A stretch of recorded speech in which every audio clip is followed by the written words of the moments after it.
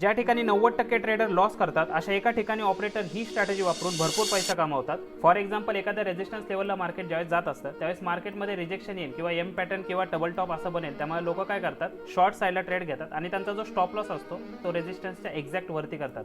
पण या ठिकाणी ऑपरेटर एकदम उलट करतात, ते रिटेल ट्रेडरचा स्टॉप लॉस उडवतात. तुम्ही जर या ठिकाणी बघितलं तर स्टॉप लॉस या ठिकाणी रिटेल ट्रेडरचा उडवला आणि रिटेल ट्रेडरचा स्टॉप लॉस उडवल्यानंतर ऑपरेटर परत एकदा ह्यूज अमाऊंटमध्ये सेलिंग आणतात. तुम्ही या ठिकाणी बघू शकता. अशा ठिकाणी आपल्याला वाट बघायची मार्केट स्ट्रक्चर शिफ्ट व्हायची. तर या ठिकाणी जर तुम्ही बघितलं तर मार्केट स्ट्रक्चर जे आहे ते शिफ्ट झालेलं आहे. मार्केट स्ट्रक्चर शिफ्ट झाल्यानंतर ज्या ठिकाणाहून सेलिंग आलेली आहे त्या ठिकाणाहून आपल्याला कॅन्डलचा इम्बॅलन्स मार्क करायचा आहे, म्हणजे एक फेअर व्हॅल्यू गॅप. तुम्ही जर बघू शकता ही पहिली कॅन्डल आणि तिसरी कॅन्डल यांच्यामधला जो इम्बॅलन्स आहे म्हणजे फेअर व्हॅल्यू गॅप तो या ठिकाणी मी मार्क करतो. तर हा फेअर व्हॅल्यू गॅप मार्क केल्यानंतर आपल्याला बघायचं आहे मार्केट कधी परत एकदा त्या फेअर व्हॅल्यू गॅपच्या लेवलला जात आहे आणि रिजेक्शन दाखवत आहे. तर अशा वेळेस तुम्ही सुद्धा तुमचा स्टॉप लॉस जो आहे तो फेअर व्हॅल्यू गॅप म्हणजे इम्बॅलन्सच्या वरती ठेवू शकता आणि चांगला स्टॉप लॉस हंटिंग करू शकता. एसएमसीच्या अजून अशा कन्सेप्टसाठी पेजला आत्ताच्या आत्ता फॉलो करा.